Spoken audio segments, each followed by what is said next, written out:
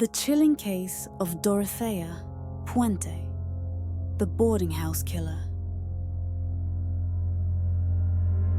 Welcome to The Most Evil, where we delve into the minds of history's most notorious serial killers.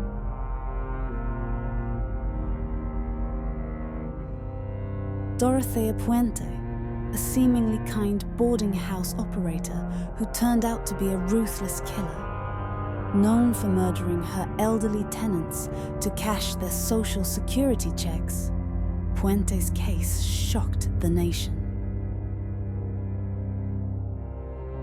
Dorothea Puente was born Dorothea Helen Gray on January 9, 1929, in Redlands, California.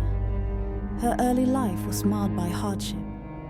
Both of her parents died when she was young, leading to a troubled childhood spent in and out of orphanages. As an adult, Puente had a tumultuous personal life, marked by multiple marriages and brushes with the law for crimes like forgery and theft. By the 1980s, she had established herself as a caretaker, opening a boarding house in Sacramento, California, where she was known for taking in elderly and mentally disabled tenants. Puente's crimes began to surface in the mid-1980s. She lured vulnerable tenants to her boarding house with the promise of care and comfort. Instead, she drugged and murdered them, burying their bodies in her backyard. Puente then continued to collect their social security checks, forging signatures and maintaining the illusion that her tenants were still alive. Over several years, she managed to murder at least 9 people, although some estimates suggest the number could be higher. Dorothea Puente's methodology was both cold and calculated. She carefully selected her victims, typically targeting elderly or disabled individuals who lacked close family ties and were unlikely to be missed. Puente would befriend these vulnerable individuals, gaining their trust and presenting herself as a kind and caring landlord. Once she had them under her control, she would administer lethal doses of drugs, resulting in their deaths. To cover up her crimes, Puente would bury the bodies in her yard, often dismembering them to make the process easier and to prevent detection. Her property became a graveyard for those who had trusted her. Additionally, Puente maintained a meticulous system for forging documents, ensuring she could continue to collect her victims' social security checks even after their deaths.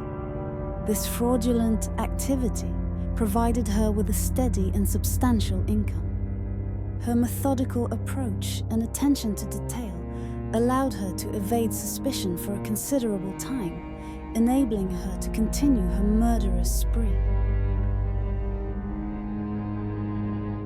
The investigation into Puente's activities began in 1988 when social worker Judy Moise became concerned about the disappearance of a mentally disabled tenant, Alvaro Bert Montoya.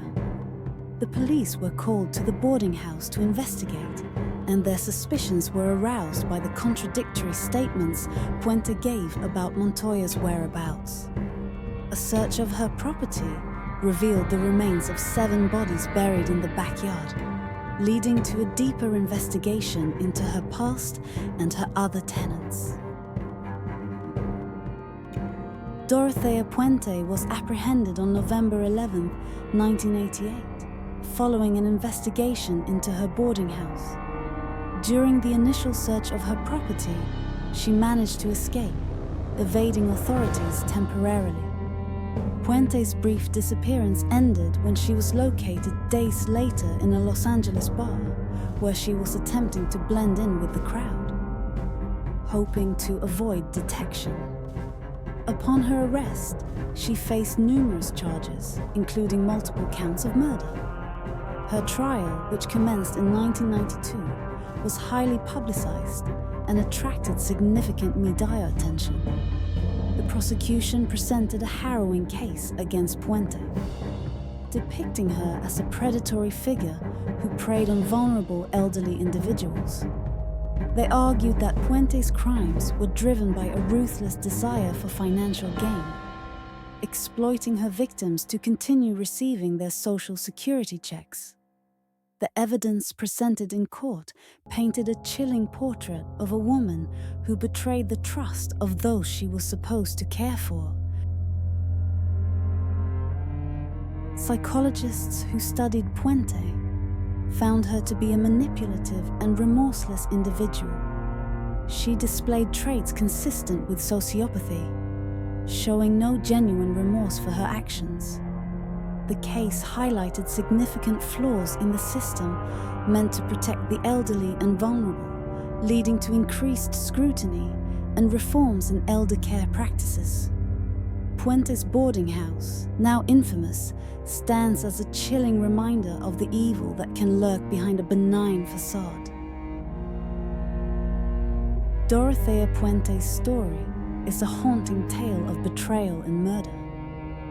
Her ability to deceive and manipulate those around her allowed her to carry out her heinous crimes for years, preying on the most vulnerable members of society. If you found this video insightful, don't forget to like, share, and subscribe to our channel for more content on true crime and psychological analysis. Remember to stay vigilant, and until next time, stay safe.